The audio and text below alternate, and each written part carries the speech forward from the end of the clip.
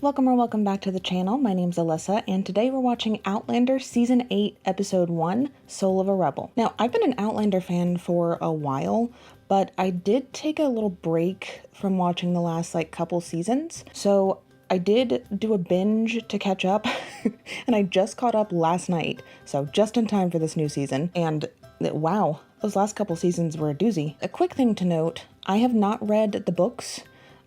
I know I keep saying that. I swear to God, I do read these books, guys. But if I happen to start watching something before I've read the books, then I tend to just stick with the adaptation until it's done or until it reaches a certain point, and then I might go back and read the books. You know, once I start something, I kind of want to be spoiler-free on it. So please no book spoilers in the comments. I don't know how closely the series is following the books now, but still, no book spoilers, please. And I also have not seen the spin-off, Blood of My Blood. I haven't seen that yet. Let me know in the comments if it's worth watching. So I'm really curious where these last 8 episodes are going to take us. The Revolutionary War seems to be almost done, and they're supposed to be heading back to Fraser's Ridge. But the big thing is that somehow Faith, the first daughter that they lost when they were in Paris, somehow lived and had 2 daughters.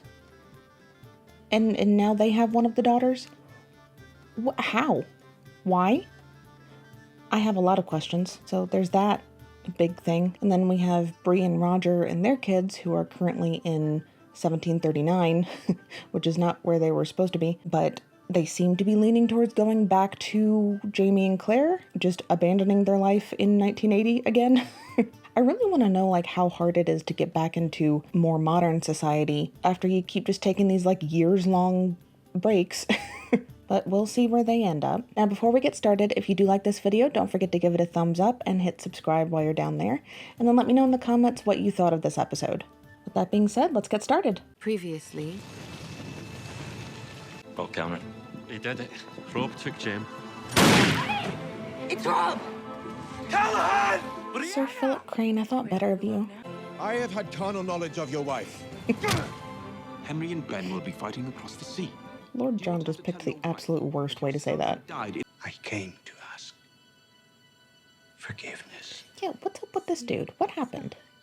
Why would he fake her baby's death? Allegedly. How could you possibly know that song? My mother taught it to me. I think Faith lived. I think our daughter lived. But then, is she dead again? What the bloody hell is he? He'll come. Smuggler worth his salt would miss the chance to sell 30 barrels of good whiskey. Oh, I just hope he doesn't get close enough to smell the herring. I won't allow it. Are they scamming someone? Who gave you my name? Mrs. Abbott. In Philadelphia. Do you often take business advice from whores? Mrs. Abbott tells me you're a man. I think they're pretty good businesswomen. 2 lassies. To settle your score. I wish to expand my business. Tell me, where do you find the girls? It so happens I found them at sea. But the captain, Pocock was his name, was foolish enough to bring his family. A wife. And 2 daughters. He was willing to part with the cargo, but not so willing to part with the girls. So he was forced to slit his throat. One of the daughters was still too young to earn. Even the smallest man would tear her to pieces. Jesus. But with that premium and assurance for the future. Don't stab him yet, Claire. Was ripe and one. Okay, you can stab him after. 100 times over by now. But the captain's wife, oh, she would have brought a pretty penny herself. Turned into a rabid dog when I touched her daughter. Scratching, biting, screaming. Too much trouble. I threw her overboard. Only death would shut her up. Did she know how to swim? There you go. See, you stabbed him after you got the information.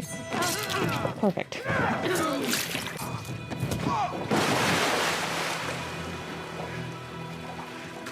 Efficient. Killed him too quickly. Should have let that bastard suffer. Should have made him feel every ounce of agony. He was alive. We could have had a life with her, and he robbed us of that chance. He wasn't the only one. You told me you held our babe in your hands all those years ago, that she was stillborn, already lost to us. So how did she come to be married to a sea captain with 2 daughters of her own? Very good question. Master Raymond. He asked for my forgiveness, but for what? And to find out she lived, but that her life was cut short. That's even more cruel to find out that. What did her love sound like? Did she smile in her sleep like you and Bree? What if she went through her whole life thinking that nobody wanted her when all we wanted more than anything in the world was her? It's too early in this episode to start crying. I am the true home of your heart. Maybe it was the same for her daughter. Maybe she wanted too, and found her home. She was loved, Claire. I hope so. I'll have to believe that. I hope it wasn't a bad marriage.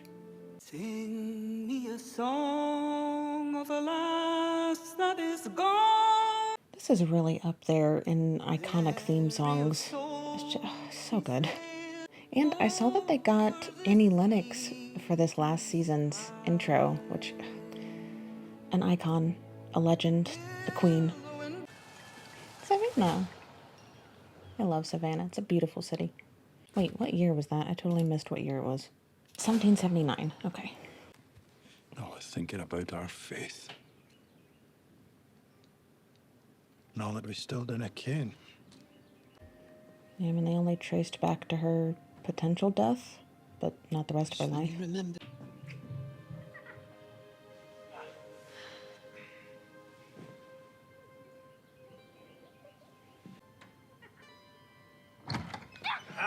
Good morning, Grandpere, Grandmare. Come down for breakfast. Did I, or did I not tell you, we heathens, to let your grandparents sleep? Now, get away from there. Hi, Marcelie. Yes, good morning to you both. I wouldn't mind a hand with the press. We'll be down shortly, mon fils. I'm eager to see this workshop of yours. I was not happy with Fergus for a while, but it seems like he's gotten it together, so. So they moved from North Carolina to Savannah. When the British took over the city, we had not yet begun printing the newspaper. I'm careful to be perfectly impartial in its pages, if not a bit more complimentary to the British Army than they deserve. Wise choice.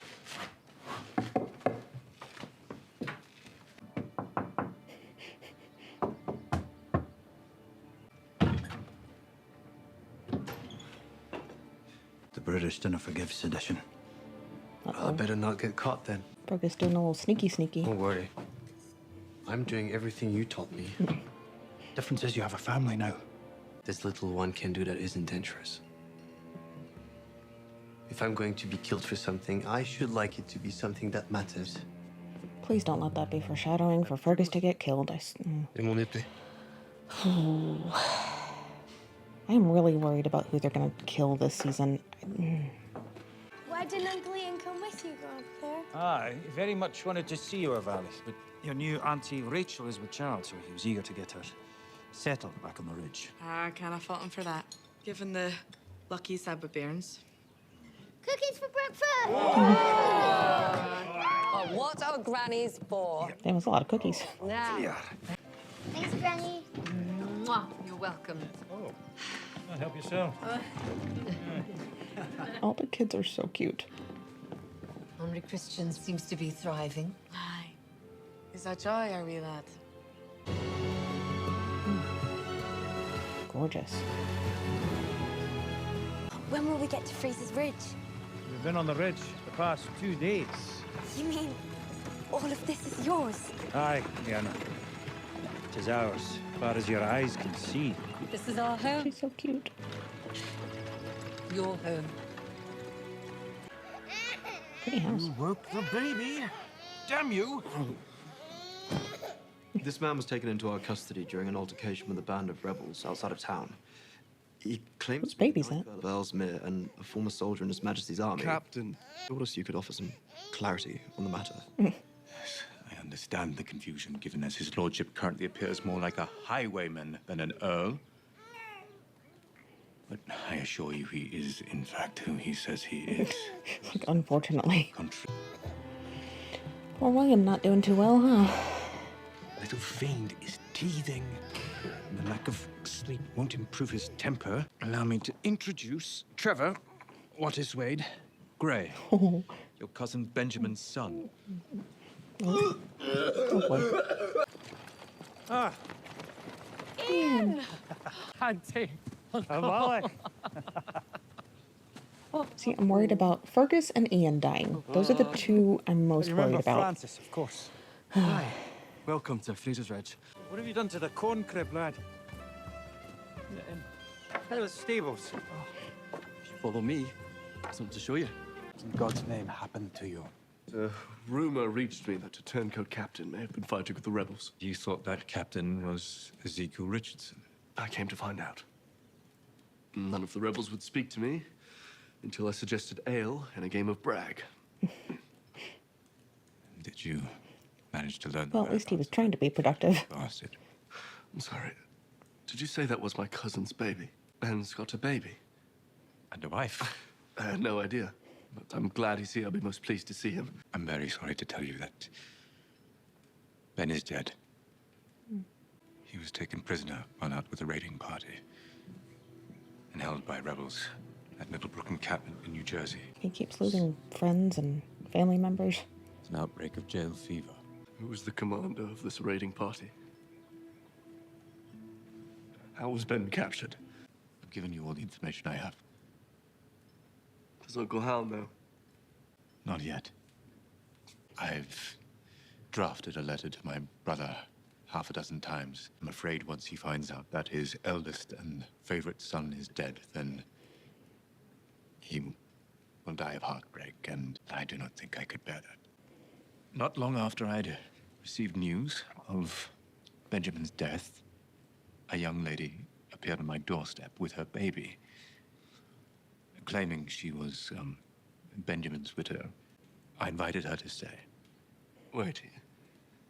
You'd never heard of this wife until after you received word of Ben's death. I don't believe it. If Ben were married, he would have told me. When is the last time you received a letter from Ben? I'll admit I allowed our correspondence to lapse after everything that happened last year. And Henry never mentioned anything. Maybe a little scam? Arrived with a bundle of love letters, all sealed with Benjamin's signet ring. And the boy's name, What is Wade, is a family name, not commonly known. I believe her claim. Any charlatan hoping to profit off our family's grief could falsify love letters. Clearly you've been hoodwinked by some damn woman. Some damn woman, am I?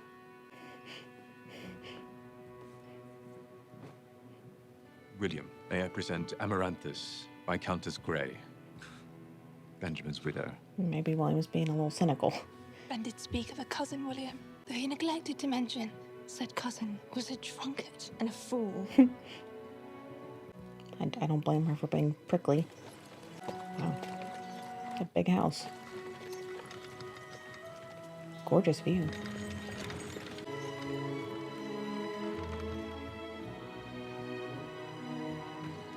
Welcome home.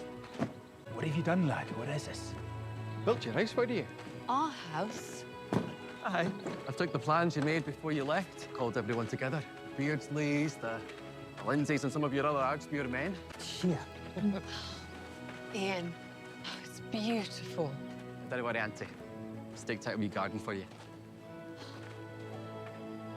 Oh. I thought I heard voices. Rachel, look at you. You're glowing. So let's enjoy these few moments of them being a happy family, because it's inevitably gonna get screwed up somehow. Well, I'm not cynical after watching 7 seasons of this show. What do you mean? Wow. Ken, you need plenty of light for your surgeries.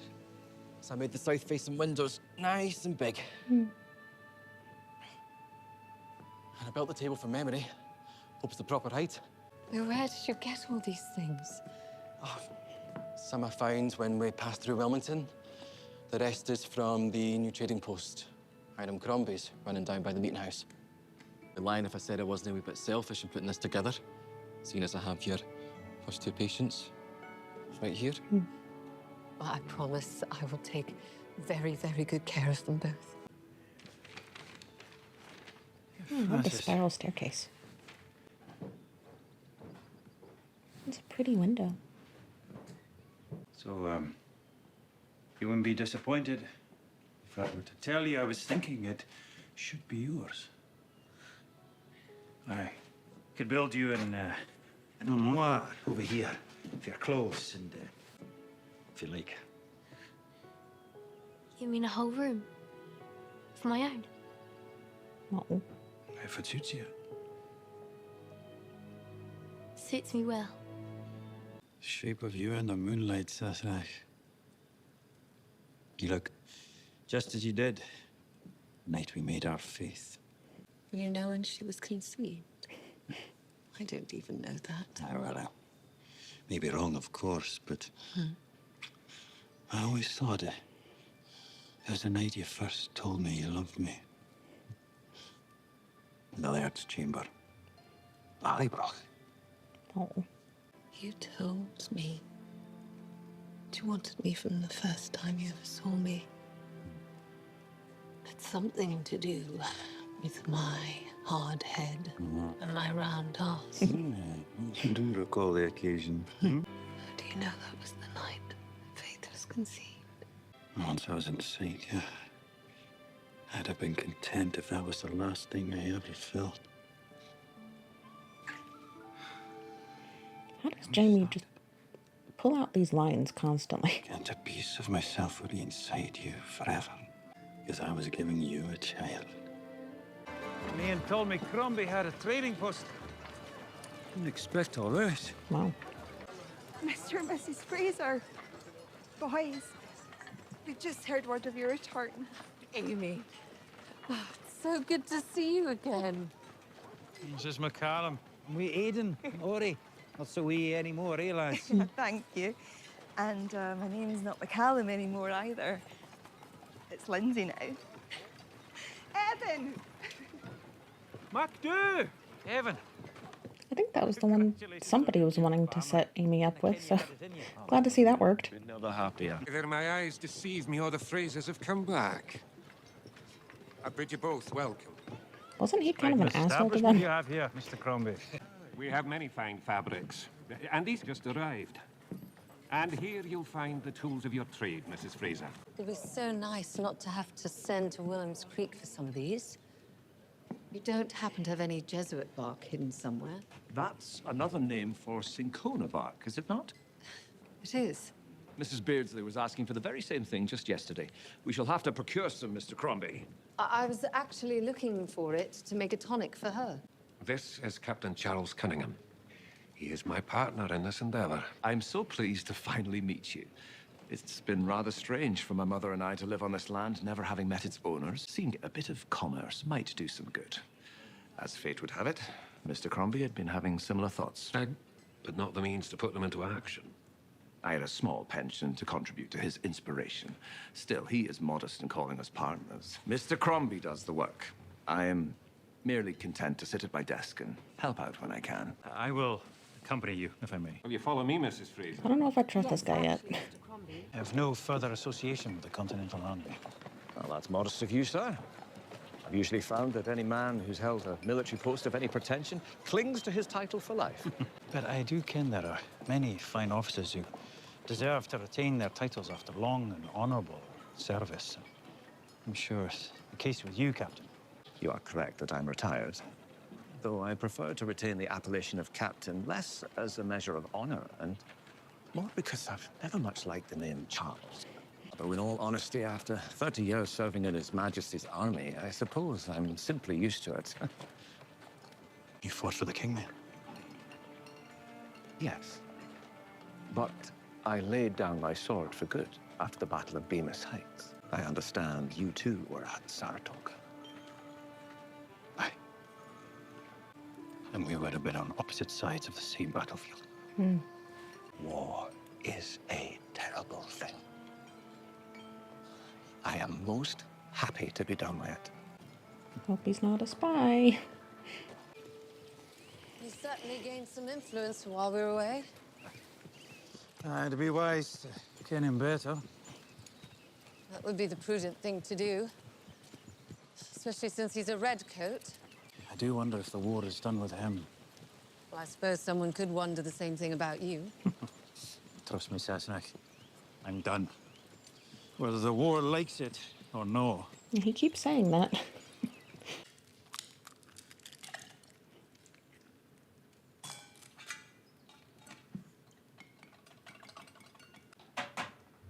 The hair of the dog that bit you.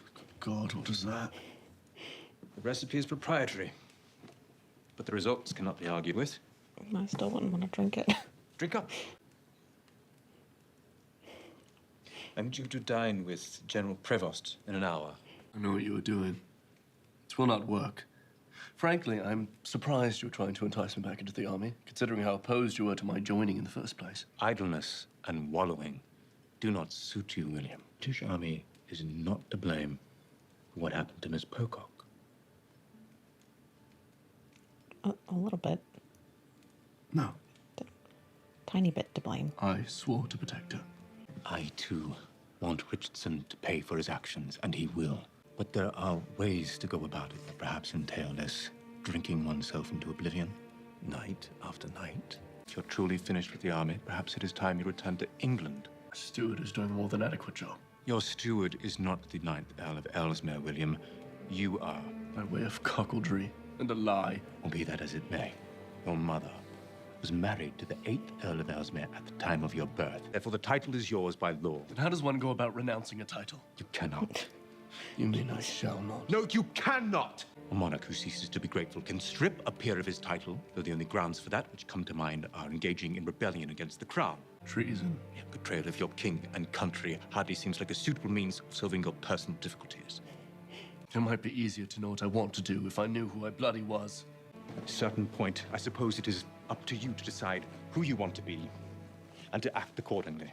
Whether you choose to call yourself Ransom, Fraser, or Grey, no man with any claim to your parentage would tolerate the way you treated Lady Grey yesterday. That is something I insist you remedy. I feel like there's always got to be one kid that is just annoying every season. Gift, but it's very thoughtful of you, Lizzie. William's got some growing up to Well, I've do. always wanted my own hive. Build a proper home for them. Hello, bees. Safe distance from the house. I'm so glad to have you both back. As soon as there's a fresh bit of honey, we'll bring some over for you and Kezzy and Josiah. So lovely to see you again, Lizzie. And so good to meet you, my little namesake, wee Claire. Oh. Sociable and curious, which only makes sense. Going back and forth all day, sharing news with their pollen. That's one way to put it. Do you ken that bees are the link between our world and the spirit world? So I tell them what's happening. If someone should come to visit, or a new bairn should be born, or a settler should depart or die. Then I tell the bees they'll take offense and all of them will just fly away. We can't have that then, can we? Isn't that the name of one of the books? Like, Go Tell the Bees That I'm Gone or something? Yes, that's exactly what. I retain the weirdest things.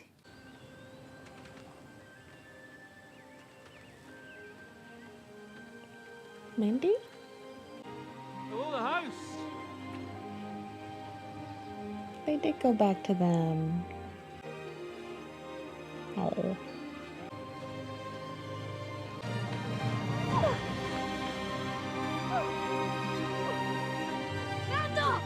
Jeremiah, you've got so tall. That's your landing He did get much bigger. Got it. Darling. Is Mandy? Mandy. Look at you. We never thought we'd see you again. What are you doing here? We wanted to come home.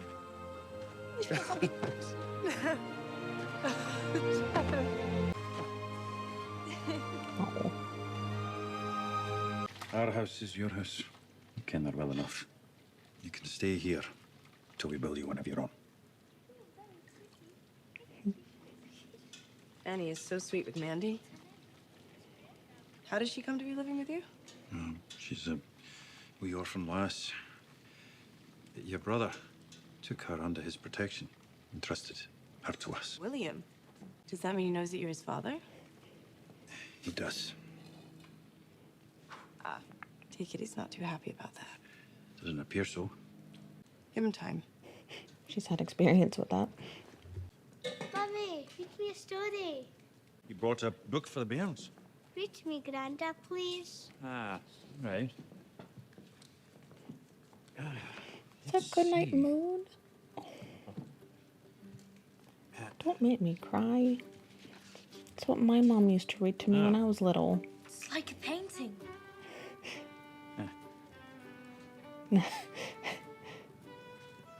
In the great green room, there was a telephone and a red balloon, and a picture of the cow jumping over the moon. Oh.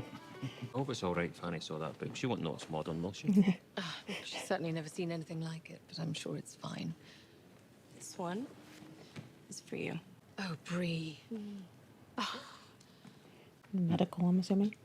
18th edition, popular writer. Either that or he's made a devil lot of mistakes. It's a medical book. Controlling the spread of E. histolytica requires prevention of access of human feces to the mouth.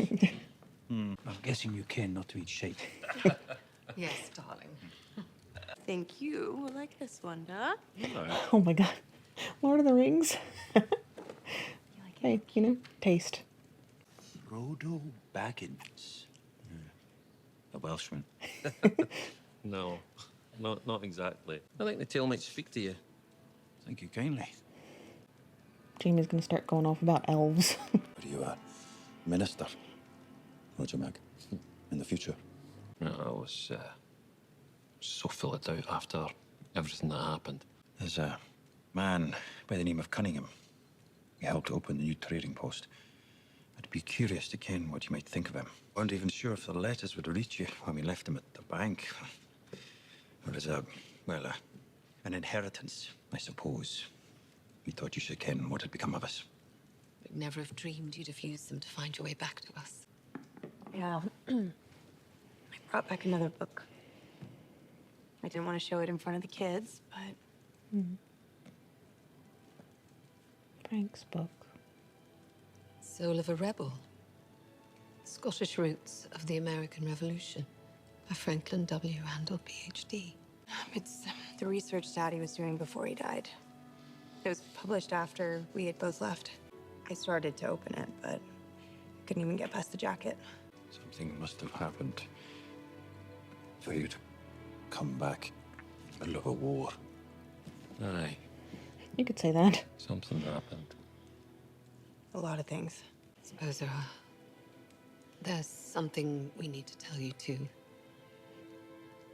About Fanny and your sister, Faith. Lady Grey, I owe you an apology.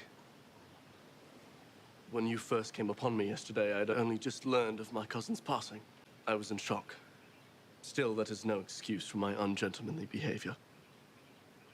I beg your forgiveness. I suppose I was not altogether kind either. Tend to have rather a sharp tongue when piqued. You had every reason.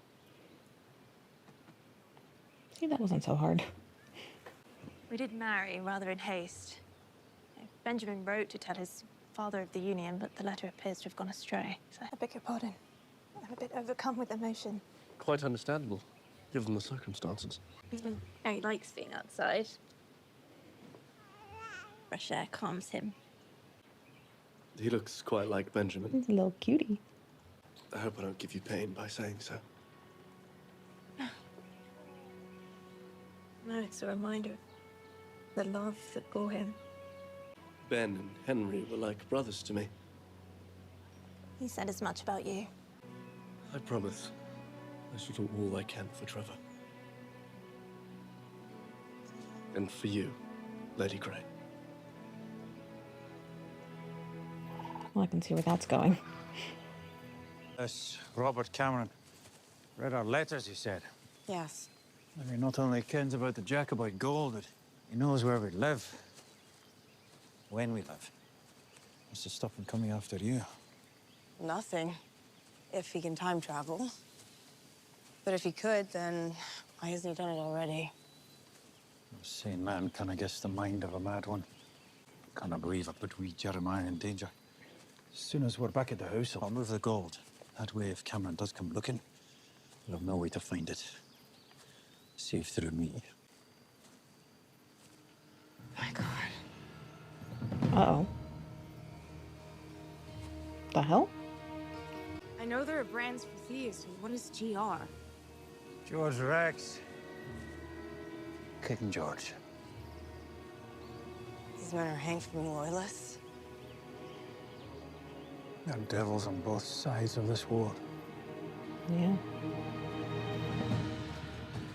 Where is your father, child? I don't know. This is his realtor. I wish to speak to your father. Stop that. Look at me. Why? You are a very impertinent child. And your father should beat you. Okay, I don't like this bitch already. Fly away in your broom. You tell her, Mandy. You wicked child. Fly away in your broom, you mean old lady. Oh, that hey, really hurt. no, nuh-uh. Bitch, you better back the fuck up. Leave my house. The girl spoke to me rudely, sir, and I will not have it. Evidently, no one has sought to discipline her correctly. So no wonder. Speaking of rudeness, don't believe I've had the honor of your acquaintance. My son mentioned you were looking for this. Oh, is that Cunningham's mother? Lord, now I trust him even less.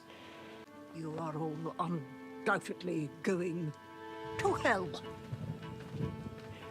Is that just a standard, like, way of saying goodbye for her? What the How do you just whip that out right after meeting somebody? Who the devil is that? The Wicked Witch of the West. I hate her. Just brought me Jesuit bark. In that case, I think perhaps that witch, Mrs. Cunning. Oh, Lord. She's gonna be a problem. Is it my face you see looming in the darkness? Poor Jamie. Why'd you not tell me that Frank Randall looked like Blackjack? I haven't thought about that in a very long time. I remember being startled by the resemblance, but once I was acquainted with Blackjack, that quickly wore off. They were so different. You should have told me. At first, how could I have explained that to you? And then after, well, I didn't know how. I thought you might have been upset. I had married someone who looked so much like Blackjack Randall. I might have been upset. There'd been no point. You are mine.